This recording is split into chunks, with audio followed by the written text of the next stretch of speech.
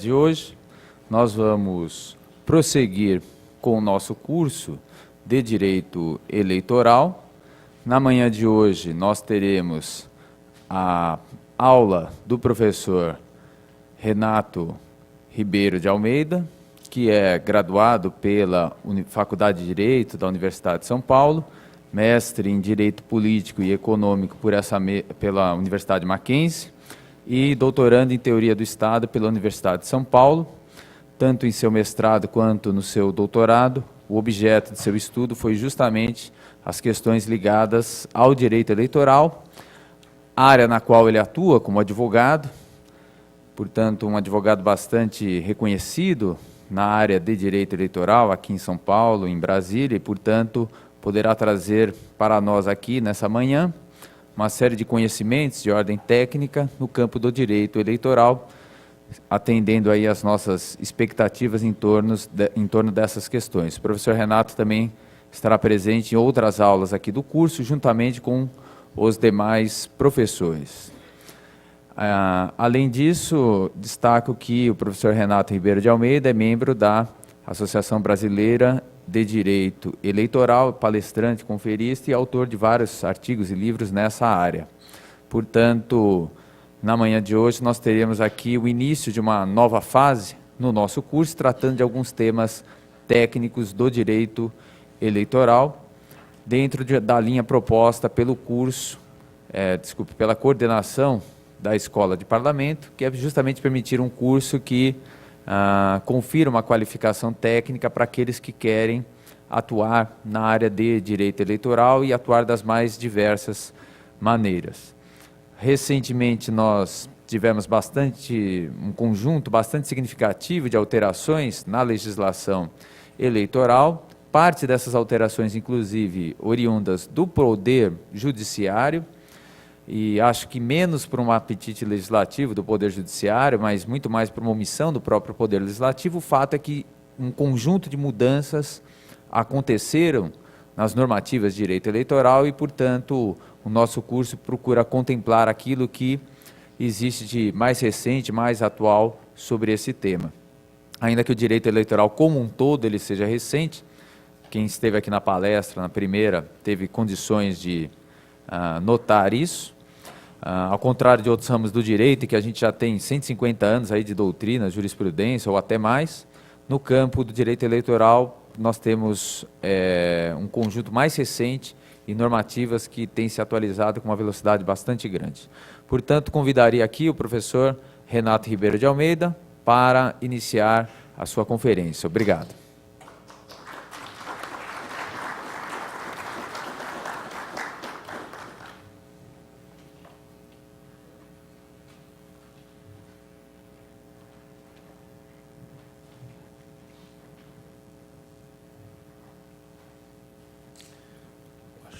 Sou mais baixo do que o professor Camilo, então tem que... Bom dia a todos. É uma alegria imensa, é uma honra muito grande estar presente na Escola do Parlamento, especialmente nesse momento tão sério e tão importante da democracia brasileira, agora que nós nos aproximamos das eleições de 2016, as eleições municipais, provavelmente as eleições mais judicializadas que nós teremos na nossa história recente, pelo menos. Eu agradeço muito ao convite da Escola do Parlamento, é uma alegria poder falar para vocês, porque, primeiro, eu já uma vez lecionei na Escola do Parlamento, falei sobre direito eleitoral, o pessoal deve ter gostado, eu imagino, pelo menos para... ter me convidado novamente, pelo menos não odiaram. Eu não tenho a eloquência do professor Camilo, muito menos toda a sabedoria do professor Alisson, que também foi meu professor, e tentarei aqui, desse jeitão mais caipira que eu tenho, falar para vocês de alguns aspectos práticos do direito eleitoral, da justiça eleitoral, especialmente no que trata da inelegibilidade e do registro de candidatura. Eu queria saber se tem um microfone para eu poder andar. Livre, tem ali? Opa.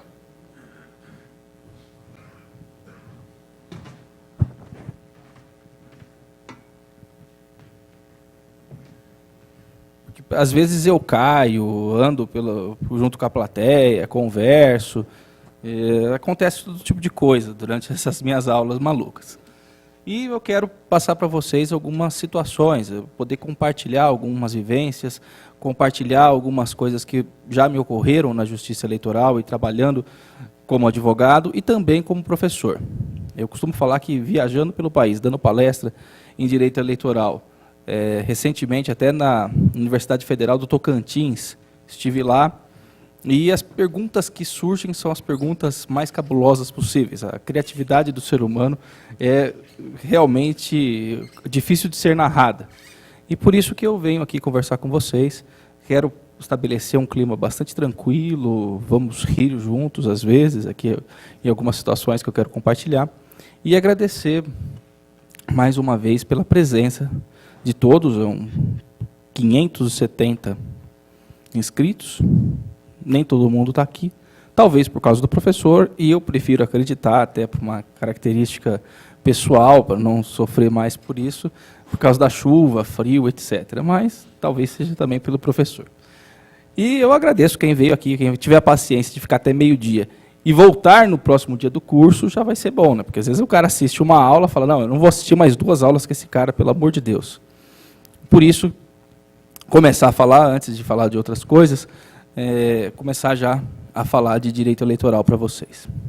Gente, o direito eleitoral, o professor Camilo já fez uma prévia aqui na aula do professor Alisson, de como que era o público, quem eram os alunos do direito eleitoral. E muitos de vocês são pré-candidatos, são pessoas ligadas a vereadores, a prefeitos, e estão, muitas vezes, envolvidos com questões políticas. Outros são advogados que pretendem atuar na área eleitoral, e isso é muito bom, são bem-vindos na área eleitoral, porque ainda temos poucos advogados realmente interessados, envolvidos na dinâmica do direito eleitoral. Eu vou começar a falar aqui, quem trabalha em outra área vai falar, mas meu Deus, é tudo diferente, os prazos são diferentes, as coisas são diferentes. De fato, são muitas diferenças que nós encontramos, até porque existe uma justiça própria chamada de justiça eleitoral. E daí, vamos falar sobre isso também. Eu vou começar, então, passando os slides, de antemão agradecendo a minha aluna lá na Universidade de Herbi-Brumbi, a Joelma, está fazendo iniciação científica, depois vai fazer a TCC comigo, e ela, sem que ela soubesse, é verdade, eu a chamei aqui e falei, Joelma, você vai ser a passadora de slides, vai ficar presidindo a mesa e tudo mais. Ela está um pouco constrangida ainda com isso, eu peço desculpas, mas ela vai ajudar muito nesse momento, são vários slides. Se tiver muito maçante, alguém pode parar e falar, para aí, tá chato, vamos embora. Mas eu espero que vocês aguentem, pelo menos até o final dos slides. Vamos lá? Muito obrigado mais uma vez, especialmente ao professor Camilo, que está aqui do lado, né? Será um dos professores junto comigo na aula de abuso de poder econômico. Então, não é um tema que eu vou entrar diretamente hoje em abuso de poder econômico, vou falar mais de registro de candidatura. Tá bom? Muito obrigado. Vamos começar. Dá para ouvir aqui?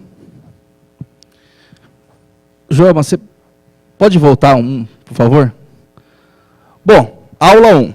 Aula 1 do curso de vocês. Na verdade, teve a aula magna, aula 1, lei da ficha limpa, inelegibilidades, ação de impugnação ao registro de candidatura. Aqui é uma situação que eu preferi dividir em 3 grandes partes a nossa apresentação de hoje. A primeira parte, ficha limpa, inelegibilidades. Eu preciso falar para vocês como é que se dá o registro, quais são as características importantes e formais do registro de candidatura, para depois começar a falar da ação propriamente dita, para aqueles que são especialmente os advogados, e falar sobre isso. Lembrando já de antemão que nós temos uma característica muito especial nesse momento das eleições de 2016, porque, devido à alteração legislativa, em 29 de setembro do ano passado, a última mínima reforma eleitoral, e eu sempre falo que as eleições municipais são sempre um balão de ensaio. Sempre que há uma eleição geral, há uma suposta reforma eleitoral, e essa reforma eleitoral ela pretende, de alguma forma, fazer alterações na justiça eleitoral, ou alterações na questão de financiamento de campanha. Agora nós temos alterações na proibição de financiamento de pessoa jurídica, e assim por diante. Então, sempre há modificações importantes na justiça eleitoral, nas eleições municipais. E daí ninguém sabe o que vai acontecer direito nas eleições municipais, isso reiteradamente. Sempre se promete, vamos gastar menos, as eleições vão ficar mais baratas, etc.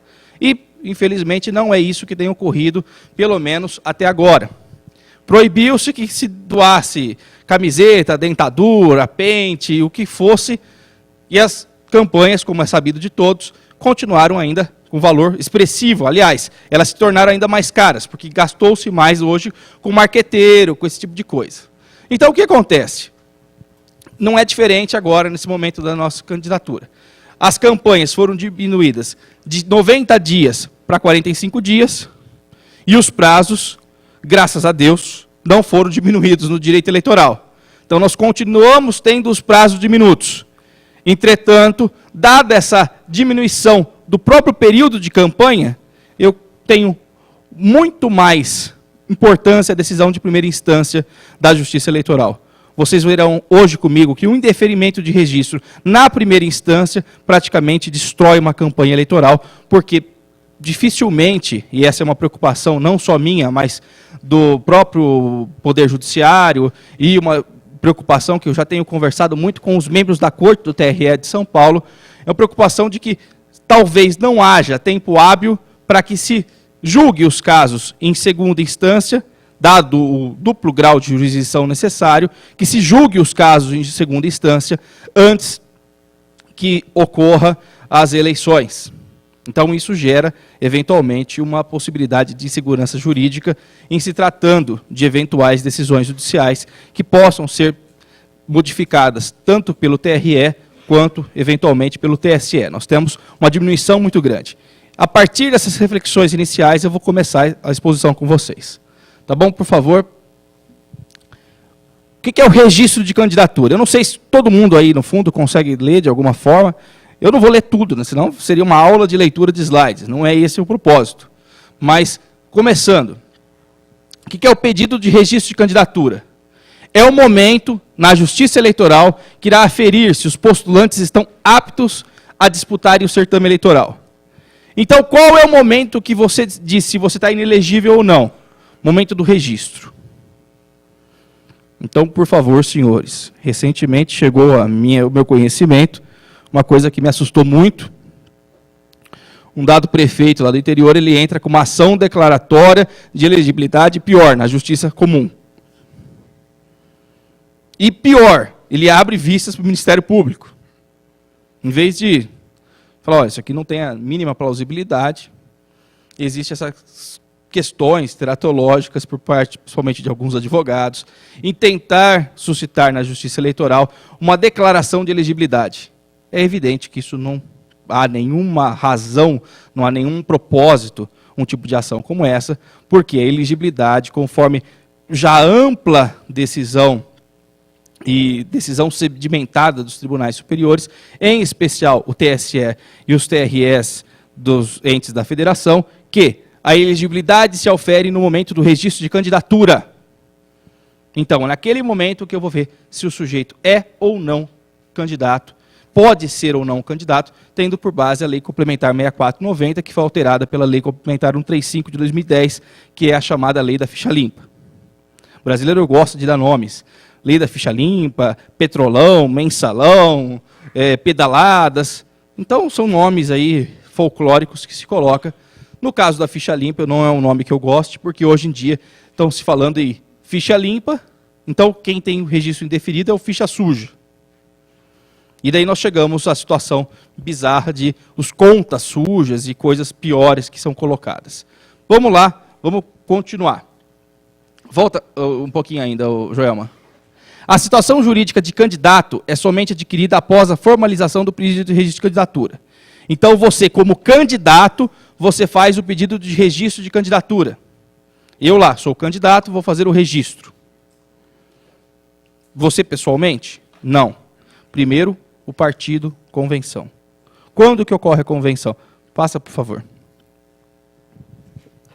O pedido de registro de candidatura pode ser feito pelo próprio partido ou coligação, depois que tem a convenção. Na convenção eu escolho determinados nomes e após o período de convenções, eu tenho o pedido formal à Justiça Eleitoral de qual vai ser a chapa.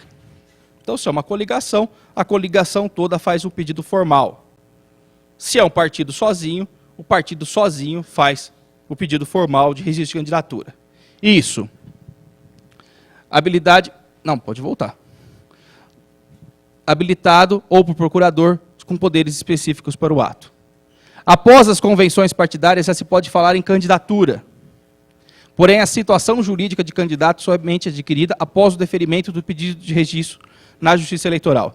Qual que é a importância dessa transparência que eu trouxe para vocês? Na verdade, por mais estranha que possa parecer a nomenclatura, quando você faz o pedido de registro de candidatura, você não é candidato ainda. Você é candidato a candidato. Porque você só se torna efetivamente candidato no momento em que você tem o seu pedido deferido pela Justiça Eleitoral, pelo juiz eleitoral da comarca competente para tal. Então, você é candidato a candidato. Tá? Meio claro? Eu sei que é meio complicado. Candidato a candidato, fica um negócio um pouco estranho, mas é essa a nomenclatura correta. Agora sim, João. Decisão judicial de deferimento do pedido de candidatura. A Justiça Eleitoral examina se o cidadão preenche todos os requisitos dispostos, seja na Constituição, seja na legislação infraconstitucional, para que a pessoa se torne apto a realmente ostentar o título de candidato. Pode passar. A escolha de candidato em convenção partidária é requisito inexorável ao deferimento do pedido. Não adianta o seu partido, a sua convenção, não te eleger internamente para ser o candidato e você forçar a barra. Isso acontece. Por incrível que pareça, senhores, a criatividade humana é gigantesca. Chegou a mim uma vez uma situação que eu até... Dentro do escritório você não pode rir do sujeito que chega até você, né? É evidente. Mas chegam situações que você jamais imaginou. Vou dar só um simples exemplo. Uma vez eu fui dar uma palestra numa cidade bem distante do interior, quase no Mato Grosso do Sul, e o sujeito me perguntou, falando sobre carro de som. Falei, olha, não pode utilizar a ação do carro de som. Agora a Justiça Eleitoral, por mais estranho que pareça, até coloca tantos decibéis, o que pode, o que não pode. O que também é um anacronismo da legislação, porque só o aparelho custa mais do que o limite colocado pela Justiça Eleitoral para que se faça a campanha. Porque agora tem um limite também, toda cidade tem lá o limite que se pode gastar em campanha. Nós vamos falar isso posteriormente, professor Camilo, principalmente em relação ao abuso de poder econômico na aula dele. Mas, o que acontece? Só o aparelho, às vezes, é mais caro do que o limite que o candidato pode gastar. Só um pequeno comentário. Daí um sujeito me pergunta, ela levanta a mão e fala assim, mas, professor, o que pode acontecer, então, se eu colocar um cavalo cheio de caixas de som pendurado? Isso é um trio elétrico para fins da Justiça Eleitoral? E eu, sinceramente, senhores, eu não soube o que responder para o cara. Falei, você me desculpa, eu acho que isso daí é maltrato aos animais, é outro tipo de legislação que eu não tenho competência para discutir.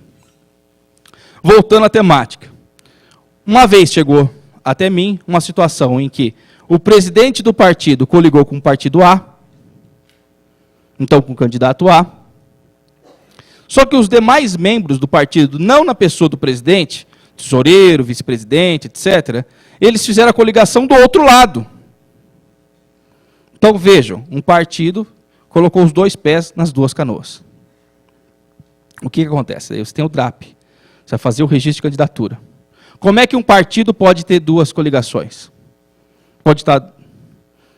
E essa situação foi levada à Justiça Eleitoral, foi impugnada. Eu assumi o processo somente na fase já no TSE, então, em sede de recurso especial, e consegui ainda convencer a ministra Luciana Lócio dessa minha teoria que não adiantava, numa cidade de 4.000 habitantes, com dois candidatos, com dois lados, a cidade totalmente polarizada, se uma chapa inteira cai, que aconteceu na cidade? Não tem oposição. É prefeito, vice e a Câmara inteira do lado do próprio prefeito. E sobre esses argumentos, porque daí não tem argumento de direito que resolva. Daí é princípio da razoabilidade, princípio da proporcionalidade. Sobre esses argumentos, a ministra ainda se convenceu e acabou por deferir a exclusão, que eu pedi, olha, que pelo menos o que, aquela teoria, né, o que está podre a gente joga fora e o que não está podre a gente aproveita. Vamos aproveitar os registros de candidatura dos demais. A ministra até concordou com a decisão. O Ministério Público agravou, um agravo regimental, levou a questão para o plenário e o TSE acabou por decidir, infelizmente, que toda a chapa cairia. Então, por favor, senhores, vocês que estão trabalhando diretamente nas campanhas, que vão trabalhar nas convenções, muita atenção em relação a isso, aos partidos. Verifique se todos os partidos, já que as coligações geralmente têm vários partidos envolvidos numa mesma coligação, se esses partidos efetivamente estão certinhos, colocados numa única candidatura. Aí era uma coligação com 16 partidos. Um tinha problema. 15 partidos foram prejudicados. Todos os vereadores caíram junto, inclusive a chapa do prefeito e vice. Então é uma sugestão que eu dou e eu faço essa ressalva sempre, por isso que eu fiz questão de colocar aqui. Parece óbvio no começo, como é que alguém vai fazer? Mas acontece, infelizmente. Vamos continuar, pode segurar ainda. A Joelma, ela passa rápido, se deixar que a gente acaba em 5 minutos. Bom, dispõe o artigo 87 do Código Eleitoral que, sem a realização de registro de candidatura por partido, o candidato torna-se impedido de disputar o certame eleitoral. Deixa eu passar. Tem que fazer o registro. O que acontece algumas vezes? Olha lá. O prazo de registro de candidatura termina improrrogavelmente às 19 horas do dia 15 de agosto, em que ocorrerá o pleito eleitoral. Antes era o dia 5 de julho, agora 15 de agosto, porque dessa diminuição que eu falei no começo. Bom, o que acontece dia 15 de agosto? Já me ligaram uma vez às 11 horas, em 2012, do dia 5 do dia 5. Eu já tomando um vinho, agradecendo, falando, todos os registros feitos. Um sujeito que não era lá do nosso trabalho me liga, olha, aconteceu um problema, o contador que ia fazer as inscrições acabou não conseguindo, deu um problema na internet, o provedor, etc, etc, etc. E nós não fizemos o registro. E agora, tem jeito de pedir uma prorrogação de prazo? Falei, não tem jeito. E era o candidato a prefeito e o cara começou a chorar no telefone. Mas e como é que eu faço? É minha reeleição. Reeleição. Você imagina, o candidato a prefeito tentando se reeleger, começa a chorar no telefone. Falei, meu querido, eu não sei, a legislação é improrrogável aquele prazo. Existe uma única possibilidade aí. Para que não haja um prejuízo ao candidato, o partido já foi. Você pode fazer uma candidatura individual, o candidato no prazo de 48 horas. Eu falei, você me compra uma passagem de avião, que é no interior de São Paulo, para mim e para o meu estagiário, que vamos 2, e vamos fazer individualmente o registro da chapa inteira. Eu tive vontade de matar o sujeito. Porque é o tipo de coisa que nós que trabalhamos com o direito, nós sabemos que nós cumprimos prazo, principalmente quem é advogado. Advogado cumpre prazo, não cumpriu o prazo, perdeu. Não tem jeito. Então, estou falando de uma linguagem menos técnica aqui, né, até porque eu sei que muitos de vocês não são da área do direito efetivamente, mas trabalham muito mais com a política. O que acontece? Eu tenho que cumprir o prazo. Não cumprir o prazo, existe uma possibilidade de 48 horas. Mas isso, por favor, em último caso. Evidente que a imprensa naquele município detonou o prefeito. Olha, o prefeito sequer é candidato, mostra desorganização. Daí teve uma série de impugnações querendo derrubar isso, um uso midiático gigantesco. É o tipo de situação que, evidentemente, eu espero que nenhum de vocês passe, porque é uma situação extremamente estressante, tanto para o candidato quanto para a equipe envolvida, é desmotivante, daí começa a gerar brigas internas entre os próprios candidatos a vereador, que falam, como é que esse cara é candidato a prefeito de novo, sendo que ele sequer tem uma equipe capaz de fazer o mínimo necessário, consegue ser o mínimo organizada. Então ocorre também, gente. Pode passar, por favor. Então, olha lá, artigo 88. vede expressamente o registro de candidatura de um mesmo candidato para mais de um cargo. Ah, eu sou candidato a prefeito, se eu não ganhar, eu posso ser vereador? Também não. Se você não ganhar, você vai ficar 4 anos fora. Ou então se candidata à presidência da República, governadora, deputado estadual, deputado federal ou senador. Daqui 2 anos. É assim que funciona. Daí eu sou candidato a prefeito. Candidato a prefeito, eu tenho a teoria do first past the post, que é o primeiro que passar o posto. O que é isso? O que é o candidato a prefeito? É o sujeito que ganha a eleição com o maior número de votos. Ponto. Ah, eu fiquei em segundo, perdi por um voto. O que eu ganho? Parabéns, você fez uma linda campanha, a sua campanha foi uma campanha muito bem colocada, etc, etc, etc, mas você não vai ter um mandato. É diferente da campanha proporcional. A campanha proporcional, que a maior parte dos senhores estão, e eu estou aqui numa casa de leis, na campanha proporcional eu tenho o quociente eleitoral. E o quociente eleitoral é eleito quem, a partir do determinado número de votos, somado com os votos recebidos pelo partido ou coligação, acaba preenchendo o requisito de uma cadeira. O pessoal não entende muito bem o que é quociente eleitoral. Tem muita gente ainda que defende que, não deve haver quociente eleitoral, seria melhor que fosse uma lista e o mais votado entrasse, e simplesmente isso. Eu tenho certeza que boa parte dos senhores estão ouvindo isso e falando, não, eu tenho certeza que deveria ser assim. Como que eu explico isso para os meus alunos, somente os alunos de graduação? O que é quociente eleitoral? Porque eu simplesmente falar que é uma conta matemática em que se coloca o número de eleitores, divide-se pelo número de cadeiras e se dá um número, e a partir desse número eu consigo uma cadeira, isso fica um pouco difícil, ainda um pouco abstrato. Como é que eu levo isso para os meus alunos? A Joelma sabe disso. Eu costumo falar o seguinte, você vai para um churrasco com amigos, ou numa festa com amigos. E esses amigos são estudantes, não é um churrasco que a pessoa patrocina tudo, e não é um ato desses atos de abuso de poder econômico, em que o candidato dá toda a bebida, a comida e tudo mais. É um ato que você junta lá com seus amigos, lá, os amigos meus da faculdade, lá de Direito. Até hoje eu tenho contato com o pessoal da graduação. Falou, cada um leva tantas cervejas. Tem aquele que leva 2, que vai falar, eu vou tomar 2, tem aquele que leva uma caixa toda, leva um engradado, e você junta tudo isso dentro de um freezer. Daí eu abro uma cerveja. A não ser que seja um copo gigantesco, que caiba uma cerveja inteira, o que acontece? O normal, mais comum, é que você use um copo de proporções médias. Eu abro uma cerveja e vou enchendo copos. Imagine que eu tenho uma mesa cheia de copos. As cervejas seriam a quantidade X de votos que nós temos. A cada copo cheio, seria uma cadeira.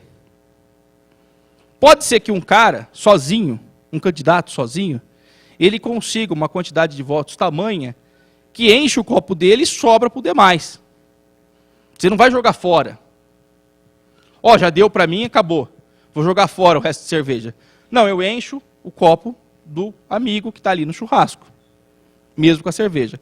Eu acho que essa é a ideia, ainda que bastante tosca, bastante simplória, seria a ideia que melhor, na minha opinião, pelo menos, traduziria a ideia do quociente eleitoral.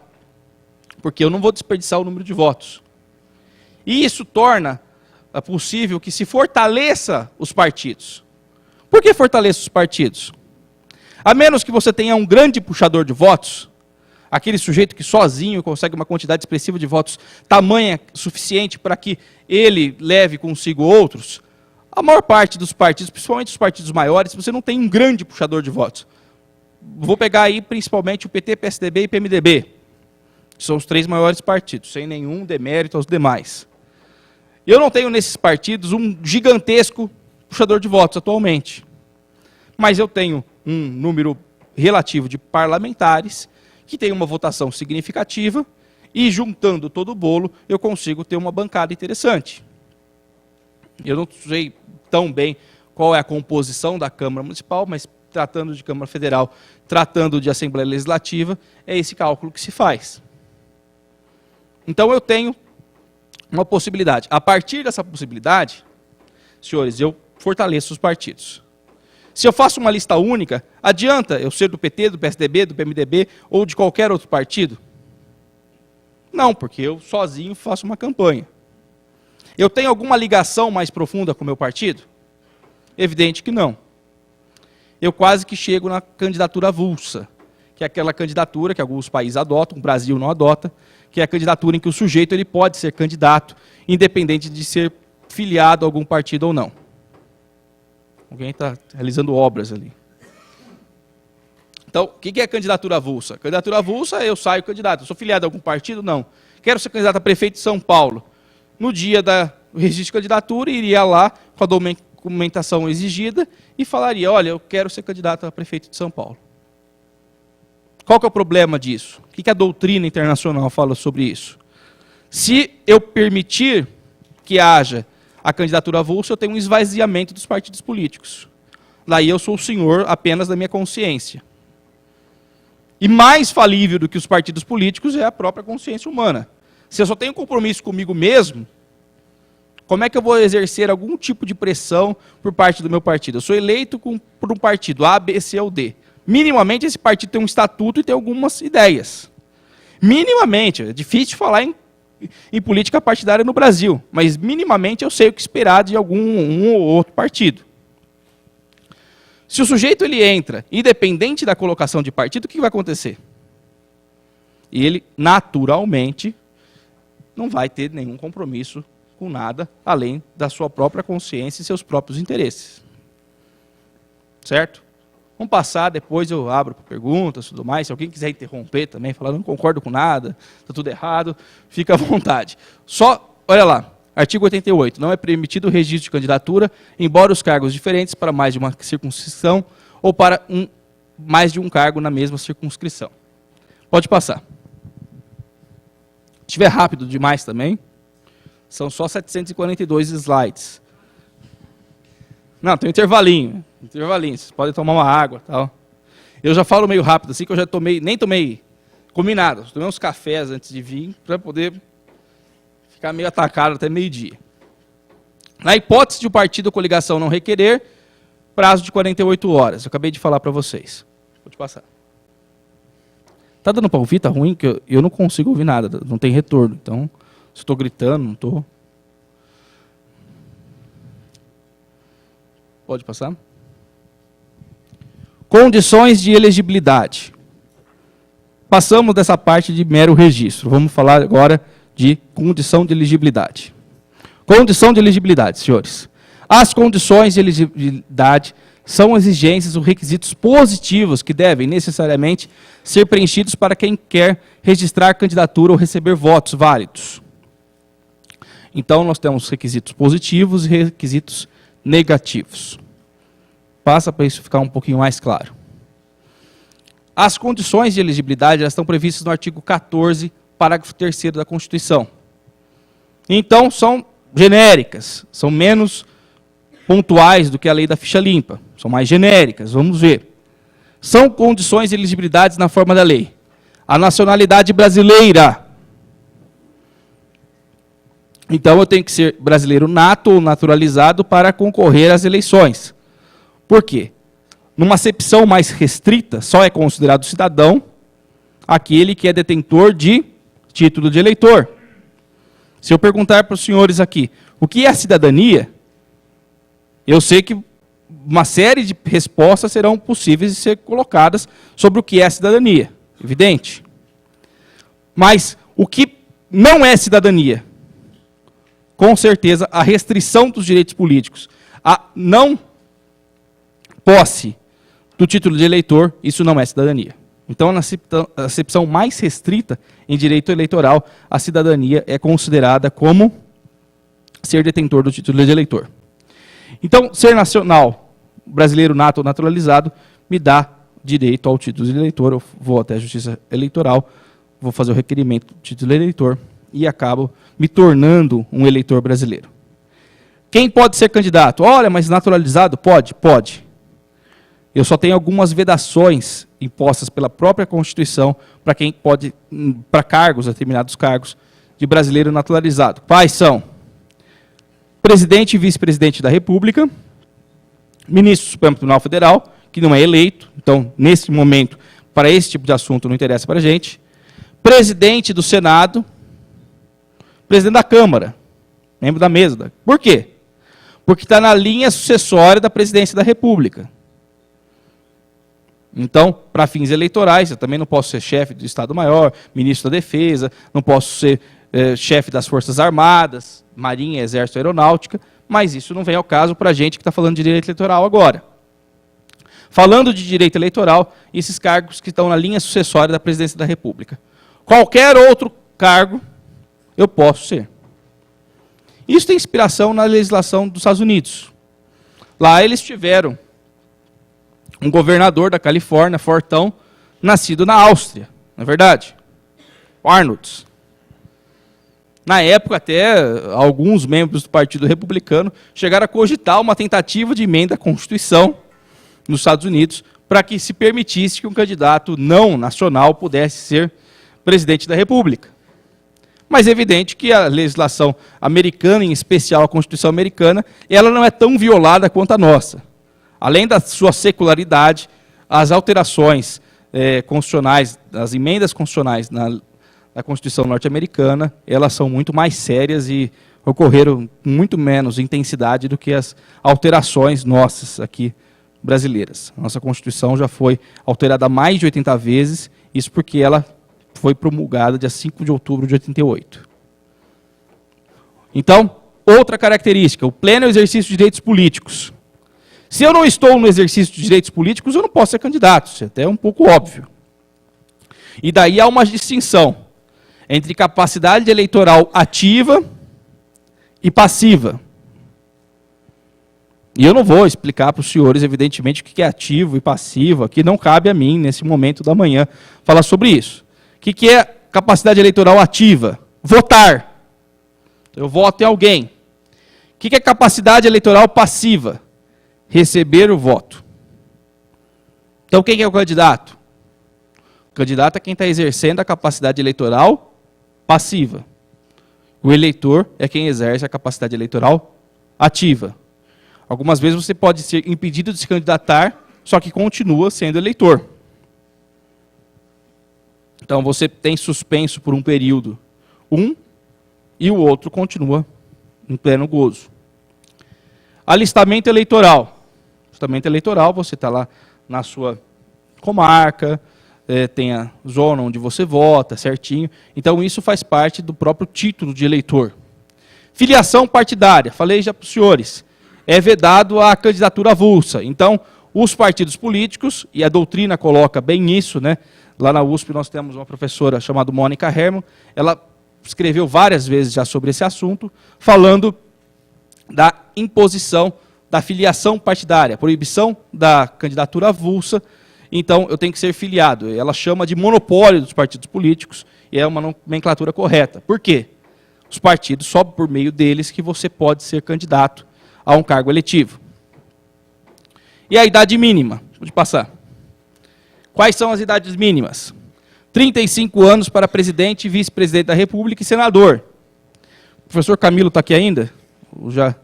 Ele tinha um compromisso. De onde vem esses 35 anos? Por incrível que pareça, de Aristóteles. Aristóteles dizia que o homem com 35 anos estava suficientemente apto para exercer seus trabalhos. Então, pouca coisa mudou de lá para cá, nesses mais de 2000 anos. 35 anos. 30 anos para governador e vice-governador de Estado e Distrito Federal. 21 anos para deputado federal, deputado estadual, distrital, prefeito e vice. E 18 anos para vereador. Então, essa é a chamada idade mínima para determinados cargos. Estão querendo modificar isso também. Eu recentemente falei à CBN sobre uma possibilidade de modificação, principalmente dos 31, de 35 para 21. Não sei, acho que dada a mudança dos tempos, o acesso à informação, talvez fosse conveniente até que se alterasse essa idade mínima, ressalvadas as devidas proporções e cautelas necessárias para o exercício do cargo.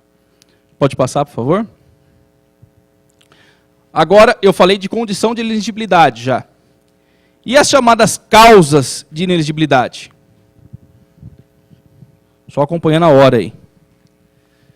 Denomina-se inelegibilidade o impedimento para o exercício da cidadania passiva, que é a capacidade eleitoral passiva, de maneira que o cidadão fica impossibilitado de ser escolhido para ocupar cargo político. Então, o que é uma inelegibilidade? É uma proibição temporária. Aqui eu não vou falar, gente, em cassação dos direitos políticos, hein? Você tem seus direitos suspensos pela legislação nacional por até 8 anos. Não existe pena de banimento. Você não tem um ostracismo lá dos antigos. Não vai acontecer isso. Você tem a suspensão por 8 anos nos termos da lei da ficha limpa. Tá bom? Nós vamos falar sobre isso ainda. Um pouco mais, com mais detalhes. Pode passar. As inelegibilidades, elas são constitucionais e infraconstitucionais. As inelegibilidades constitucionais, analfabetos e inalistáveis. Os inalistáveis, como o exemplo que eu posso dar para vocês, são as pessoas que estão no exercício do serviço militar, obrigatório. Então, o sujeito é inalistável, embora tenha 18 anos. Analfabetos, existe uma vedação para que seja ocupante de cargo público eletivo o sujeito que é analfabeto. E aí é importante, é uma vedação à capacidade eleitoral, qual, senhores? Passiva. A capacidade eleitoral ativa, o voto dos analfabetos, ela continua. Quem trabalha muito esse tema, em todas as conferências que eu assisto dele, ele retoma essa situação, é o ministro Dias Toffoli.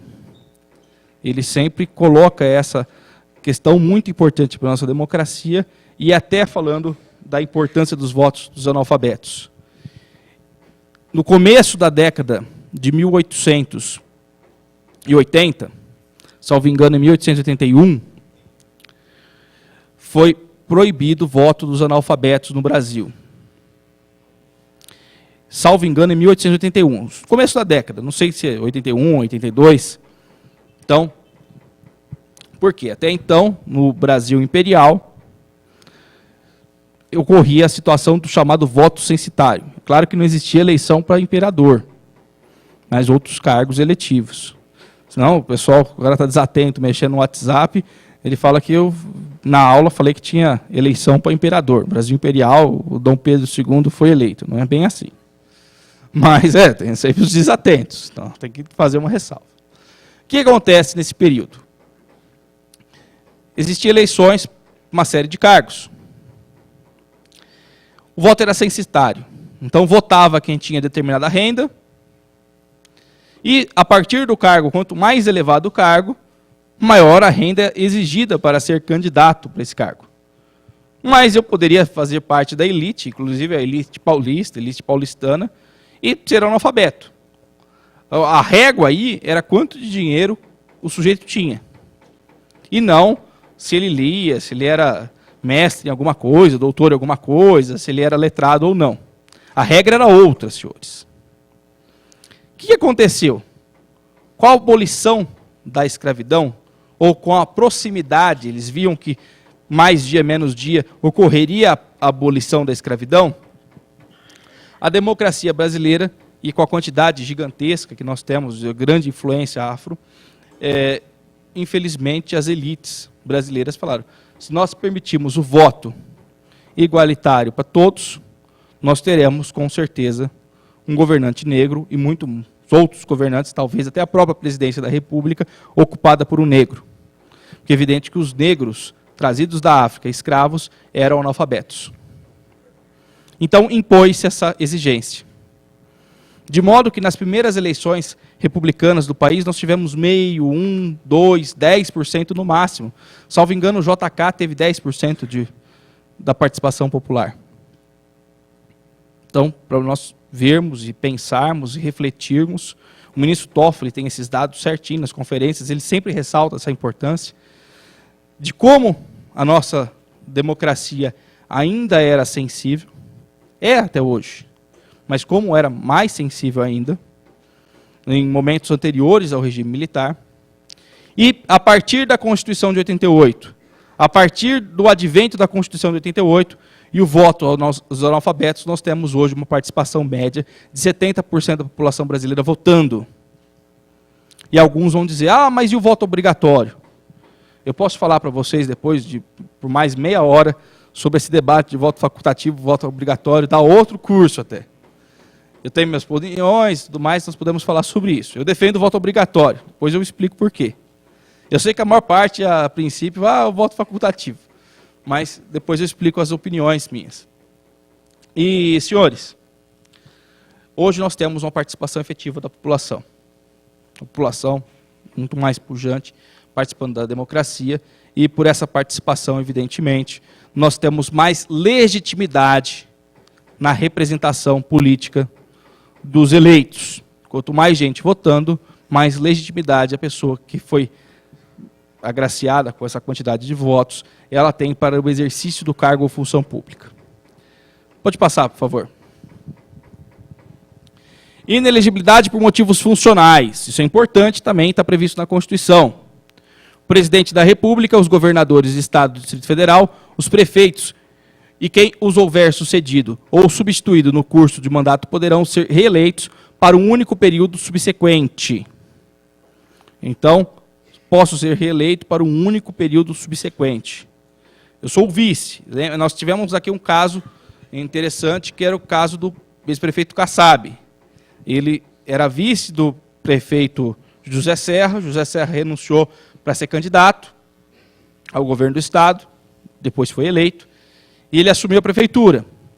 Então, quando ele saiu candidato a titular da chapa como candidato à presidência da República, a presidência não, a prefeito municipal, estou pensando no Temer já, a prefeito municipal, ele concorreu na condição de reeleição já. Por isso que ele não concorreu pela segunda vez. Tá bom? Pode passar, por favor, João. Para concorrerem a outros cargos, presidente da República, governadores de Estado do Distrito Federal e prefeitos devem renunciar aos respectivos mandatos em até 6 meses antes do pleito. Existe o Instituto da Reeleição na nossa legislação atual, proposto pela Emenda Constitucional 16, em 97? Sim. Nós temos hoje, previsto na nossa Constituição, a possibilidade da reeleição. Em toda a história republicana brasileira, nós não tínhamos o Instituto da Reeleição até 1997. Nunca tivemos isso.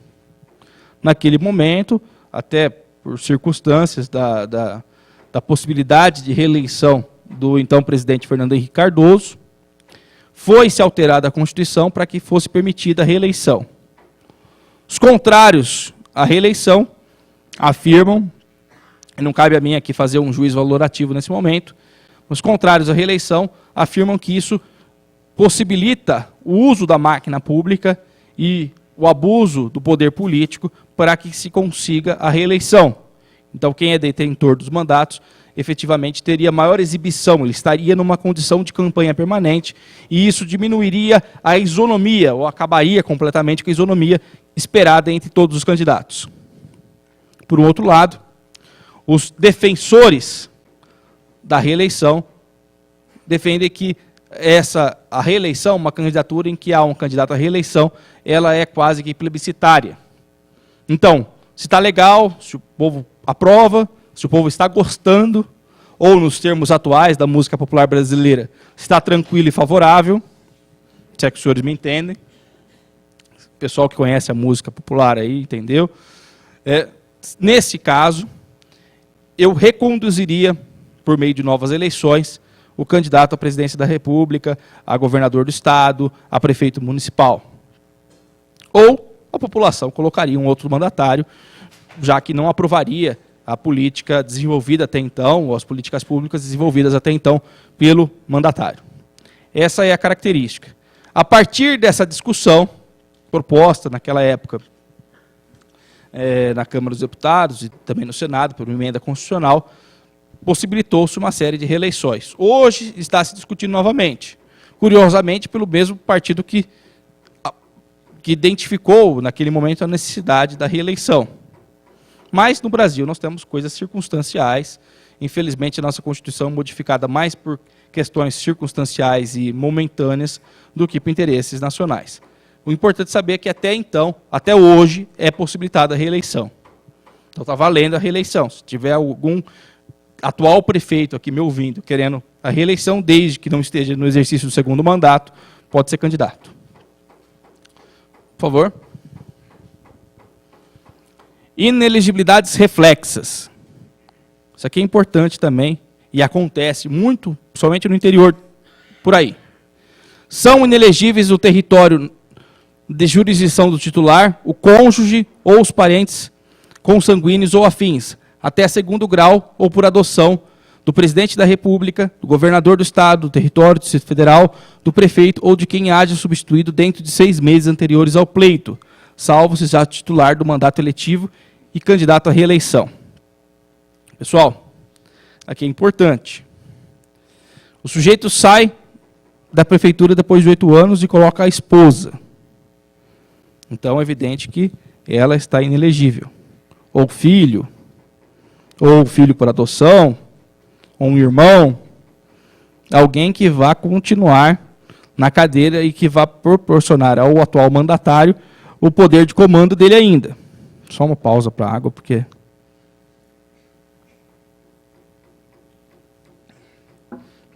isso ocorre ainda com alguma frequência. Nós temos uma situação aí, que é uma situação também muito verificada na Justiça Eleitoral, que é a fraude no interrompimento ou do vínculo conjugal. Então o sujeito, ele frauda, ele supõe que ele se separou da esposa, falando, não, estou separado, estou divorciado, tá, documentação toda em ordem, então ela pode ser candidata. E a Justiça Eleitoral tem verificado se de fato existe uma separação ou não. Daí o sujeito ele continua vivendo na mesma casa, às vezes até, ou continua vivendo como marido e mulher, e para fins da Justiça Eleitoral ele tenta fazer essa simulação. Há condenações nesse sentido, em que também foi reconhecida a inelegibilidade. Certo? Se tiver dúvidas em relação a isso também. Mas e se eu sou prefeito em Ribeirão Preto e o meu irmão vai ser candidato, ou meu filho vai ser candidato a prefeito de São Paulo? Pode? Sim. Porque é outra comarca, é outra jurisdição, uma coisa não interfere na outra. Ah, mas e se eu sou governador do estado e meu filho quer ser candidato a prefeito de Bauru? Não. Porque governador do estado eu estou pensando em todo o estado. Então é evidente que o governador tem jurisdição sobre o estado, sobre a cidade de Bauru. Então essa é a ideia. Se tem alguma relação, está inelegível. Se não tem relação, não se pode falar em inelegibilidade. Tá bom? Pode passar, por favor. Inelegibilidades infraconstitucionais. Lei complementar estabelecerá outros casos de inelegibilidade. Então, para quem estuda direito constitucional, como a nossa querida Joelma aqui e meus alunos, sabe que essa é uma norma de eficácia limitada. Por quê? Eu tenho que ter uma norma posterior infraconstitucional, no caso uma lei complementar, regulamentando a ocorrência de uma inelegibilidade. No caso, qual a lei complementar eu estou falando? A lei complementar 6490, que foi alterada recentemente pela lei complementar 135, que é a chamada lei da ficha limpa. Certo? Muito obrigado. Vamos passar mais uma vez.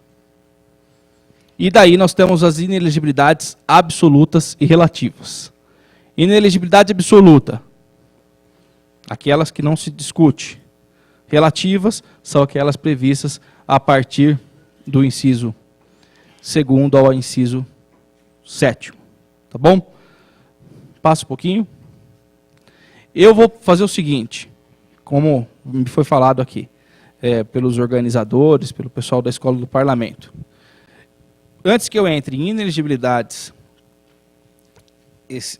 específicas e na ação de impugnação, que daí nós vamos ver prazo, ver as questões mais claras sobre a ação de abuso, de impugnação, registro de candidatura, eu vou fazer uma pequena pausa de 15 minutos, para que não fique tão repetitivo. Depois que a gente fala 1 hora, as pessoas param de prestar atenção na gente, para retomar esse assunto, porque esse é o assunto central da nossa aula de hoje, é o assunto que mais nos preocupa. Então eu até coloquei mais negrito ali, para que vocês tenham essa visualização das inelegibilidades, é onde grandes críticas podem ser feitas, onde eu vou falar justamente da ficha limpa para vocês. Tá bom? Então, 15 minutos, estamos de volta.